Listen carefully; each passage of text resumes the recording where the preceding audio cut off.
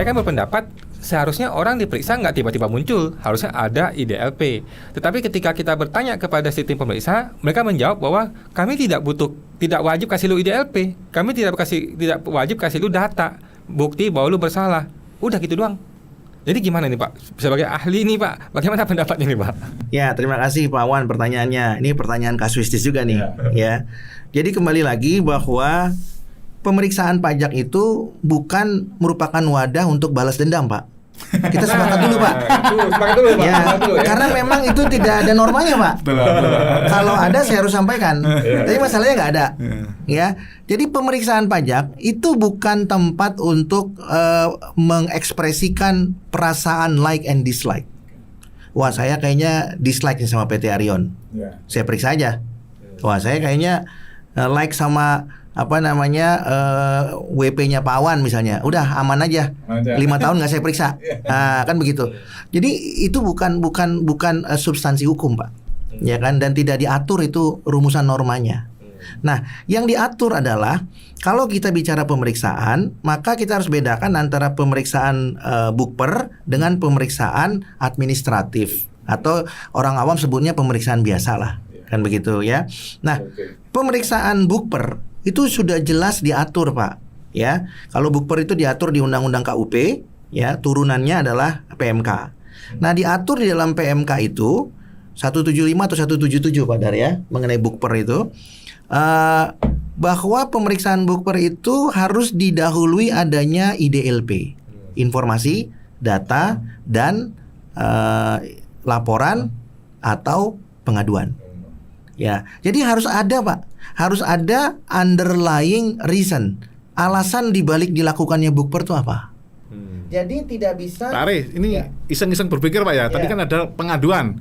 Kalau kita ini Pak, misalkan mencurigai ini Pak Dirjen Pajak punya moge, kita adukan. Nanti Pak Dirjen Pajak nanti biar diperiksa sama anak buahnya, apa bisa itu Pak? Kan bisa aja Pak kita buat pengaduan. Atau perlu bukper sekalian Pak? Kalau Bapak tanyakan bisa diperiksa apa tidak, itu kembali kewenangannya Dirjen kan, karena dia yang perintah.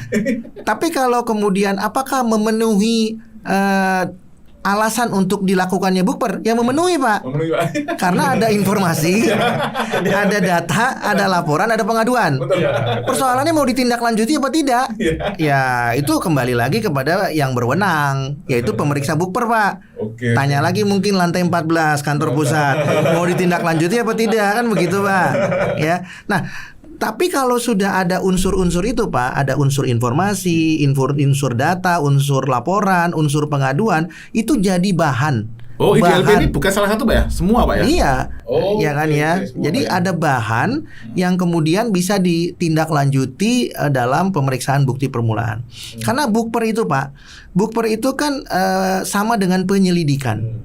Nah, karena ini penyelidikan perpajakan, maka ketika ada temuan, WP dikasih 2 pilihan, ya kan? Mau membayar dengan sanksi pengungkapan ketidakbenaran 100%, ya Pak Dar ya? Atau ditindaklanjuti sampai kepada penuntutan, yang akhirnya juga diberi kesempatan sekali lagi. Kalau mau bayar boleh dengan sanksi 300%.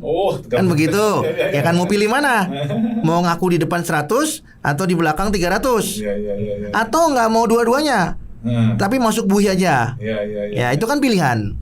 Nah itulah konsekuensi kalau kemudian bukper ini dilaksanakan, ya, dengan catatan jelas apa yang ada dalam IDLP itu terbukti. Sebaliknya kalau nggak terbukti kan harus diterbitkan ya laporan hasil pemeriksaan sumir, ya tidak terbukti gitu ya, yang mana nanti bisa ditindaklanjuti kepada pemeriksaan administratif, ya, atau mungkin dihentikan. Ya, nah jadi itu berkaitan dengan pemeriksaan bukper. Yang kedua tadi pemeriksaan administratif, ya, menurut orang awam itu pemeriksaan biasa lah.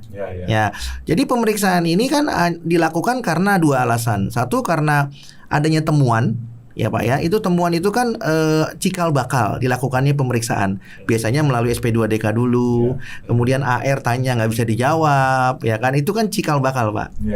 Ya kan ya. Tapi ada juga yang memang murni menguji kepatuhan, ya kan. Kalau menguji kepatuhan nggak perlu ada temuan Pak, Ya kan ya, nih kayaknya tahun pajaknya udah mau selesai nih tahun ini nih. Ya udah kita periksa aja, nggak ada kesempatan lagi nih. Misalnya sekarang tahun 2024. Berarti kan tahun pajak yang terakhirnya ini yang tahun berapa ini? 19. Ya kan Pak? Ya udah Pak, nggak usah cari temuan, periksa aja. Ya kan? Ya itu kan seperti spekulatif lah. Apakah itu kewenangan mereka? Ya itu kewenangan juga Pak. Karena masih dalam tahun pajak.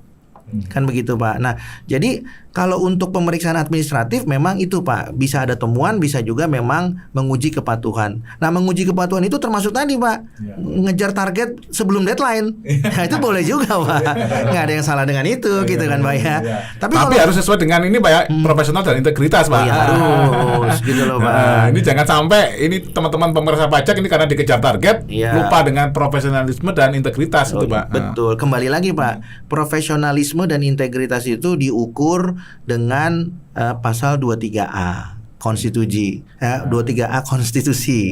Pajak dan pungutan lain yang bersifat memaksa untuk keperluan negara diatur dengan undang-undang. Ini maksud dengan undang-undang itu apa sih? Nggak harus undang-undang KUP.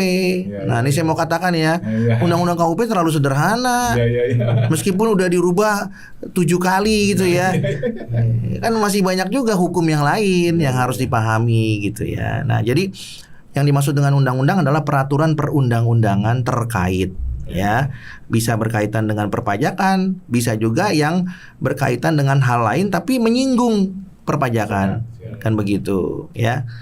Nah, jadi kembali lagi di pasal 23A konstitusi disebutkan undang-undang ya Pak, nggak disebut undang-undang perpajakan, kan begitu ya. Betul Pak. Jadi itulah kemudian. Jadi konstitusinya sudah benar Pak ya. Sudah jelas itu. Jangan diganti undang-undang perpajakan. Cuman di teman-teman Fiskus ini menjadi ini adalah lex spesialis, itu yang sering kita alami masalahnya. Jadi kadang dia ada ini Pak, kadang mau